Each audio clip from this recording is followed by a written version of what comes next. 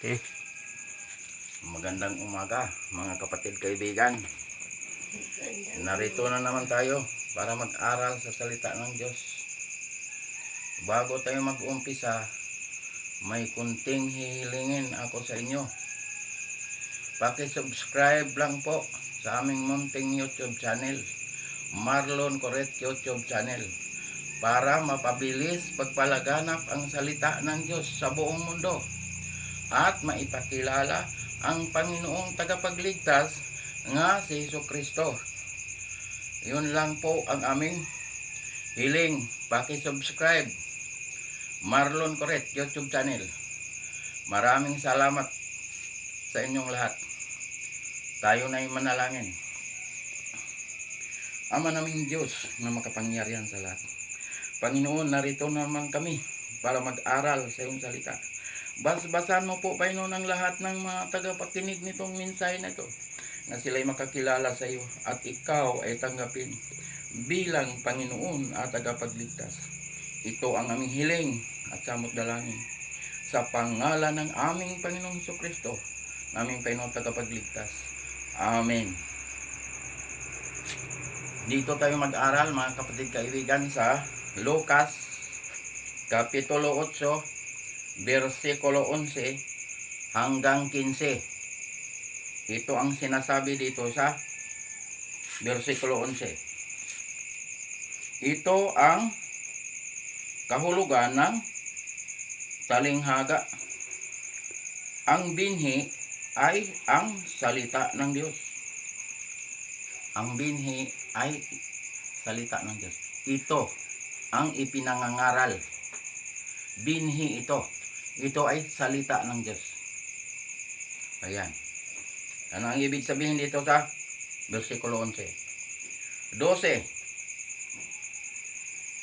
Ang mga binhing nalaglag sa tabi ng daan ay ang mga nakinig, ngunit dumating ang dyablo at inalis sa kanilang puso ang salita upang hindi sila manalig at maligtas. Mga binhi nga naihasik. Dumating ang dyablo, inalis ang salita ng Diyos. Hindi sila nananalig, kaya nga hindi sila naligtas. Yan ang sinasabi rito sa versikulo 12. Nahasikan sila, naturuan sila sa salita ng Diyos. Inalis ang salita ng Diyos ng dyablo. Hindi sila nananalig at hindi sila naligtas. Yan ang sinasabi rito sa versikulo 12. Naturuan sila ng salita ng Diyos, pero inalis na dyablo ang salita ng Diyos nga na ihasik sa kanilang puso. Kaya sila ay hindi sila nananalig kay Kristo. Hindi sila maligtas. Ayan ang ibig sabihin dito sa versikulo 12. 13. Ito ang sinasabi dito sa versikulo 13. Ang mga nalaglag sa kabatuhan ay ang mga nakinig ng salita at tumanggap nito ng may galak, ngunit hindi ito tumimo sa kanilang puso, na naniwala silang sandali, subalit sa panahon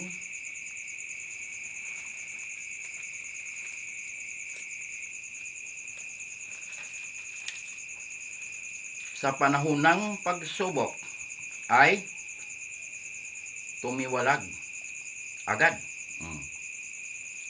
Yan ang mga binhi nga na hasik sa kabatuhan. Tumiwalag sila. Tumiwalag sila agad. Tumanggap, pero hindi nagtagal. tumiwalag sila. Hindi sila nananatili sa salita ng Diyos. Yan ang ibig sabihin dito sa versikulo 13. Mga binhi. Ang salita ng Diyos ay binhi ito. Nga ihinasik. Yan. Yan ang ibig sabihin dito. Ito, ngayon, ito ang paghahasik ng salita ng Diyos. Inihahasik sa bawat isa sa atin, sa buong mundo. Buong mundo ito. Dito lang sa Pilipinas. Buong mundo ito. Pangkalahatan ito. Itong salita ng Diyos. Pag sino mang naniniwala at nananalig kay Kristo ay maliligtas. Ayan. Ito. Itong mga pinag-aralan natin, ito ang mga binhi ng salita ng Diyos. Nga, itanim sa ating isip, sa ating puso. Ayan. 14. Ito ang sinasabi dito sa versikulo 14.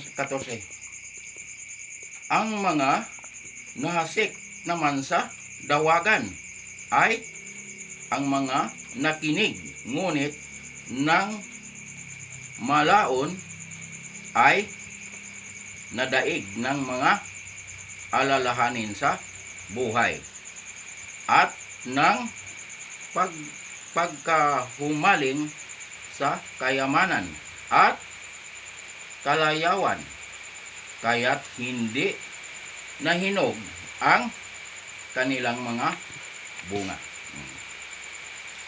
Dumating ang mga pagsubok, hindi nahinog ang mga bunga.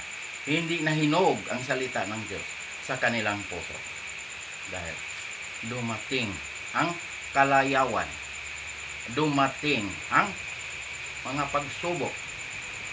Kaya hindi sila nagpapatuloy sa pag-alagad ng Diyos.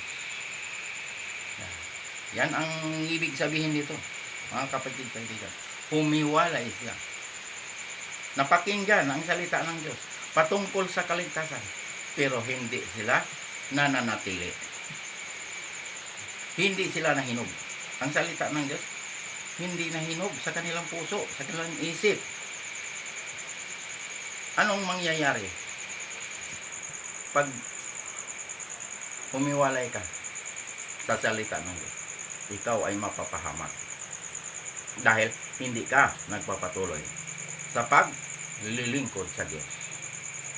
Ayan. Yan ang ibig sabihin dito sa versikulo 14.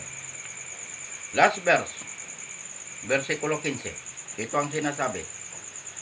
Ang mga nahasik naman sa matabang lupay, ang mga nakinig ng salita.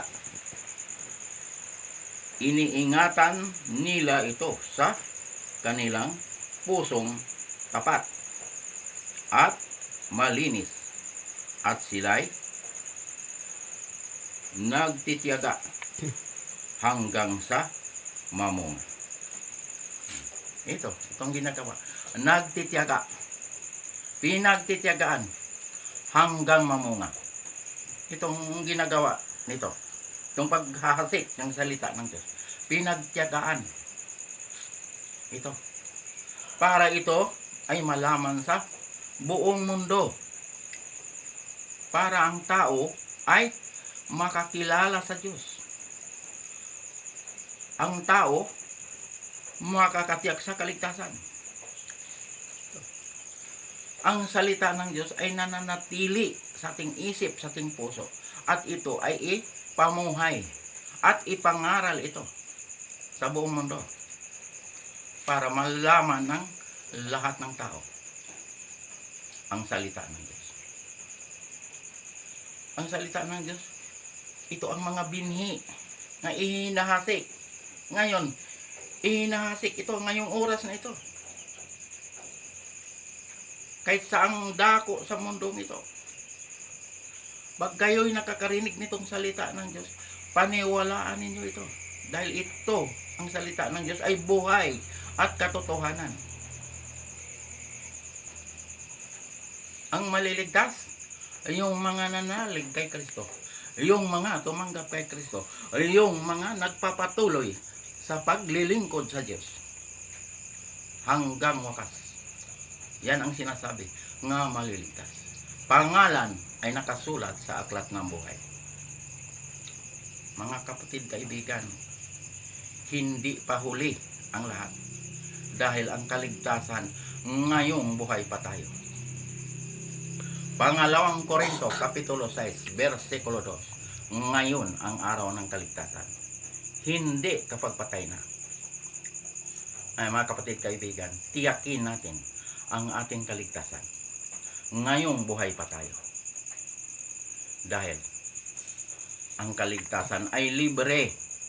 Si Kristo ang gumawa nito sa krus sa Kalbaryo. Siya lamang ang tagapagligtas, wala nang iba. Gawa 4:12. Si Kristo ay tunay na Diyos at buhay na walang hanggan. Siya ay Diyos nga nagkatawang tao. At siya ay tagapagligtas at tagapaghatol. Ang nakipag-isa kay Kristo ay wala nang hatol. Hindi na niya hahatolan. Juan 3:18. Basta ikaw mga kapatid, kaibigan, tumanggap ka kay Kristo ngayong umagang ito. Pangalan mo ay nakasulat sa aklat ng buhay. Yan ang pangako ng Diyos. Ayun ang maliligtas.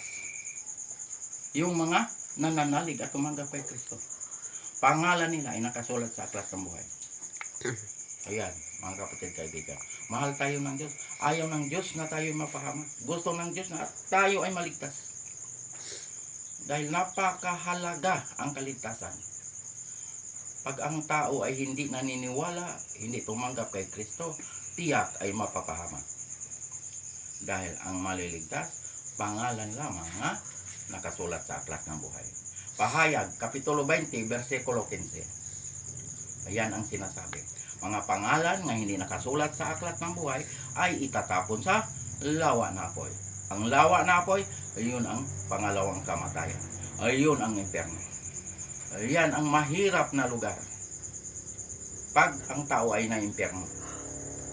Pero mga kapatid, kaibigan, ngayong umagang ito, pag kayo nakinig sa salita ng Diyos, kayo ay naniniwala sa salita ng Diyos, kayo ay tumanggap kay Kristo bilang Panginoon at tagapagligtas, kayo ay may buhay na walang hanggan. Kayo ay nakatawid na sa kamatayan tungo sa buhay na walang hanggan. Juan 5:24. Nakatawid na sa kamatayan. Buhay pa tayo, pero nakatawid na tayo sa kamatayan. Bakit? Tinanggap natin si Kristo bilang Panginoon at tagapagligtas. Nagpabautismo. Magpabautismo sa pangalan ng Ama, pangalan ng Anak, pangalan ng Espiritu Santo. Kaya ang bautismo, simbolo sa pagkamatay. Paglubog, namatay tayo kasama ni Kristo.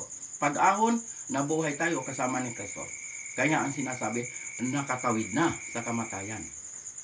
Ang mga tumanggap kay Kristo, mga nagpabautismo, nakatawid na sa kamatayan. Bagong nilalang na. Pangalawang Korinto Kapitulo 5, versikulo 17. Bagong nilalang na. Wala na ang dating pagkatao. Yan mga kapatid, kaibigan, ang katiyakan sa kaligtasan. Pagkatapos na bautismuhan, anong gagawin? Sundin natin ang kanyang mga utos ng Diyos. Kaya ang sinabi sa unang Juan Kapitulo 2, versikulo 3 hanggang 4, nakakatiyak tayong nakikilala natin ang Diyos kung sinusunod natin ang kanyang mga utos. Ang nagsasabing nakikilala ko siya, ngunit sumusuway naman sa kanyang mga utos ay sinungaling at wala sa kanya ang katotohanan. Yan ang sinasabi. Kaya mga kapatid, kaibigan, huwag natin lapastanganin ang utos ng Diyos. Huwag natin burahin ang utos ng Diyos. Huwag natin itakwil ang utos ng Diyos. Para hindi tayo magkaproblema sa oras ng paghuhukom. Kaya ang sinabi ng Diyos sa Mateo Kapitulo 7, versikulo 21 hanggang 23, hindi lahat tumatawag Panginoon, Panginoon ay papasok sa kaharian ng langit. Ayaw lamang mga sumusunod sa kalooban ng aking amang nasa langit. Yan ang sinasabi sa versikulo 21, 22. Maraming nangatuwiran. Ipinakita nila sa Diyos ang kanilang mga ginagawa. Ang sabi, nangaral po kami. Nagpalayas kami ng mga demonyo. Gumawa kami ng mga himala at mga kababalaghan sa pangalan mo. Yan ang ipinakita nila sa Diyos sa oras ng paghuhukom. Anong sinabi ng Diyos sa versikulo 23? Kailan may hindi ko kayo nakikilala. Lumayo kayo sa akin, mga mapagawa ng masama. Bakit hindi kilala? Mga ngaral. Bakit hindi kilala? Dahil sa pagtakwil sa Sabat. Ayaw nilang matanggap ang Sabat. Dahil ang Sabat ay palatandaan ng Diyos. Ayan ang palatandaan ng Diyos nga. Sabi ng Diyos, kilalanin niyo ako. Kilala ko kayo. Ezekiel 20:20. Ayan, naglagay ang Diyos na palatandaan. Ano ang palatandaan ng Diyos? Ang ikapitong araw. Yung Sabat. Yung adlaw Sabado. Sabat yan. Yan ang sinasabi ng Diyos. Nga, palatandaan niya. Naglagay ang Diyos ng palatandaan. Ang Sabat, ikapitong araw. Dahil ang ikapitong araw ay yun ang ipinagpahinga ng Diyos. Sa natapos niya paggawa itong lahat nga nandito sa mundo. Langit, lupa, lahat, pati tayo ginawa ng Diyos. 6 na araw, ginawa niya ito lahat.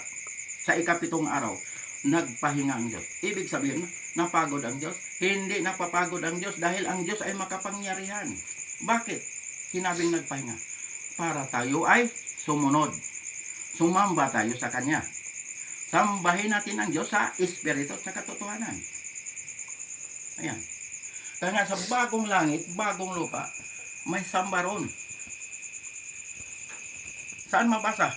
Isayas, Kapitulo 66, versikulo 22 hanggang 23. Yan ang sinasabi doon sa versikulo 22, mababasa mo ang bagong langit at bagong lupa. Mababasa mo yan. Versikulo 23. Pag nakabasa ka ng araw ng pamamahinga, Sabat yan, hindi yan linggo. Basta mabasa mo yung araw ng pamamahinga, Sabat yan, automatic Sabat yan, hindi yan linggo. Ano ang sinabi? Lahat ng bansa pupunta roon para sumamba sa Diyos. Sambahin ang Diyos sa Espiritu sa katotohanan. Makikita natin ang Diyos na ating sinasamba. Mukhaan, harapan, nakikita natin ang Diyos. Kaya nga dito pa lang sa lupa, tinuturuan tayo ng Diyos. Kompleto ang itinuro ng Diyos. Tagapagligtas, tinuturuan tayo. Si Jesucristo lamang ang tagapagligtas, wala nang iba. Bautismo, tinuturuan tayo. Kautusan, tinuturuan tayo.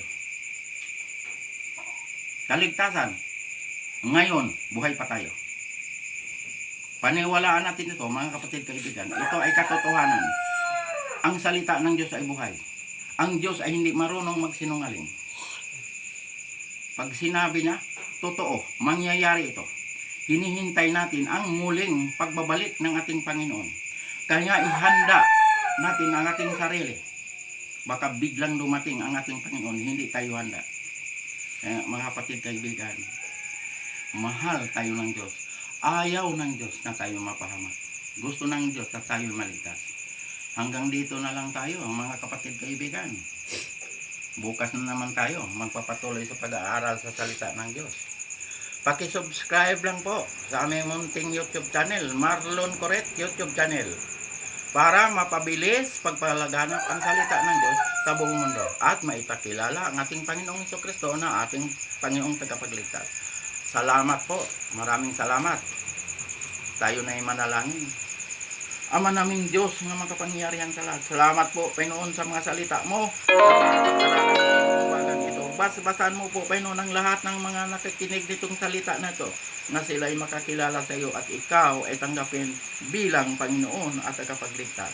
Ito ang aming hiling at samudalangin sa pangalan ng aming Panginoong Jesucristo, naming Panginoong tagapagligtas. Amen.